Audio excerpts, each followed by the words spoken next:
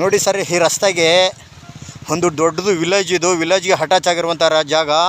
ಈ ರಸ್ತೆಗೆ 300-350 ಅಡಿ ಬರ್ತದೆ, 250ರಿಂದ 300 ಅಡಿ ಬರ್ತದೆ. ಬಸ್ ರೋಡ್ಗೆ ಅಟ್ಯಾಚ್ ಆಗಿರುವಂಥ ಜಾಗ. ಮಳವಳ್ಳಿಯಿಂದ 18 ಕಿಲೋಮೀಟ್ರ್ ಆಗುತ್ತೆ. ಇದು ಬಸ್ ರೋಡ್, ಇದು ಲ್ಯಾಂಡ್ ಒಳಗಡೆ ತೋರಿಸ್ತಾ ಇದ್ದೀನಿ. 2 ಎಕರೆ 10 ಗುಂಟೆ ಬಾಕ್ಷಾಗಿ ಸ್ಕ್ವೇರ್ ಆಗಿದೆ. ಜಾಗ ಮಾತ್ರ ಸೂಪರ್ ಜಾಗ. ಇಲ್ಲಿ ಹಿಂದೆಗಡೆಗೂ ಒಂದು 2 ಎಕರೆ ಬೇಕಾದ್ರೆ ಸಿಕ್ಕುತ್ತೆ ಇಲ್ಲಿ ಕೂತ್ಕೊಂಡ್ರೆ. ಈಗ ಸದ್ಯಕ್ಕೆ 2 ಎಕರೆ 10 ಗುಂಟೆ 3 ಜನ ಬೇಕಾದ್ರೆ ಮಡಿಕೋಬೋದು, 2 ಬೇಕಾದ್ರೆ ಮಡಿಕೋಬೋದು, 4 ಜನಕ್ಕೆ ಬೇಕಾದ್ರೆ ಮಡಿಕೋಬೋದು. ಜಾಗ ಮಾತ್ರ ಸೂಪರಾಗಿದೆ. ಇದು ಯಾರೋ ಪರ್ಚೇಸ್ ಮಾಡಿಲ್ಲ ಲ್ಯಾಂಡ್ನ. ಇದು ಬೋರ್ ಹಾಕ್ಸ್ಬಿಟ್ಟು ಫೆನ್ಸ್ ಹಾಕ್ಸ್ಬಿಟ್ಟು ಕೂತ್ಕೊತ ನಾಳೆ ದಿವಸ ಲೇಔಟ್ ಮಾಡಿದ್ರು ಒಳ್ಳೆ ಜಾಗ ಆಗುತ್ತೆ. ಕಮರ್ಷಿಯಲ್ ಜಾಗ ಬೇಕಾದ್ರೆ ಮಾಡ್ಬೋದು.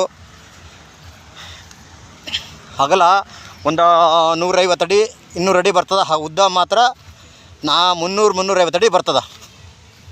ಮಣ್ಣು ಮಣ್ಣಂತ ಎಲ್ಲ ಸೂಪರಾಗಿದೆ. ರೆಡ್ ಸಾಯಲು. ಇವರು ಕುಂಟೆ 2,70,000 ಹೇಳ್ತಿದ್ದಾರೆ.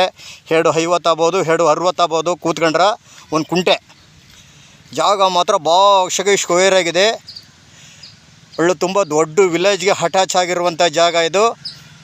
ಮಳವಳ್ಳಿಯಿಂದ ಒಂದು 18 ಕಿಲೋಮೀಟ್ರ್ ಆಗುತ್ತೆ. ತಾರ್ ರೋಡ್ಗೆ ಒಂದು 300-350 ಅಡಿ ಬರ್ತದೆ. ಜಾಗ ಮಾತ್ರ ನೋಡಿ ಸೂಪರಾಗಿದೆ. ಒಳ್ಳೆ ರೆಡ್ ಸಾಯಲು. 3 ಜನ ಬೇಕಾದ್ರೆ ಡಿವೈಡ್ ಮಾಡ್ಕೋಬೋದು. ಒಂದು 35 ಗುಂಟೆ 2 ಬೇಕಾದ್ರೆ ಮಡಿಕೋಬೋದು. 2 ಎಕರೆ 10 ಗುಂಟೆ 2,70,000 ಹೇಳ್ತಿದ್ದಾರೆ. ಒಂದು 5,000 ಹೆಚ್ಚು ಕಮ್ಮಿ ಕೂತ್ಕೊಂಡ್ರೆ ನೆಗೋಷಿಯಬಲ್ ಆಗುತ್ತೆ. ಡೈರೆಕ್ಟ್ ಪಾರ್ಟಿ ಜನರಲ್ಲು. ಡೈರೆಕ್ಟ್ ಕುಡಿಸ್ತೀವಿ, ಸಿಟ್ಟಿಂಗ್ ಕೊಡ್ತೀವಿ. ಡೈರೆಕ್ಟ್ ರಿಜಿಸ್ಟ್ರೇಷನ್ ಇದೆ ಅಂತ.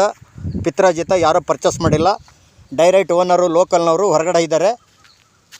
ಬೆಂಗಳೂರಿಂದ 118 ಕಿಲೋಮೀಟ್ರ್ ಆಗುತ್ತೆ. ಮಳವಳ್ಳಿಯಿಂದ 18 ಕಿಲೋಮೀಟ್ರು. 2,70,000 ಹೇಳ್ತಾರೆ. ಕೂತ್ಕೊಂಡ್ರೆ ಹೆಚ್ಚು ಕಮ್ಮಿ ನೆಗೋಷಿಯಬಲ್ಲು. ಜಾಗ ಮಾತ್ರ ಸೂಪರಾಗಿದೆ ನೋಡಿ. ಡೈರೆಕ್ಟ್ ರಿಜಿಸ್ಟ್ರೇಷನ್ನೇ. ಒಂದು ದೊಡ್ಡ ವಿಲೇಜ್ಗೆ ಅಟ್ಯಾಚ್ ಆಗಿರುವಂಥ ಜಾಗ.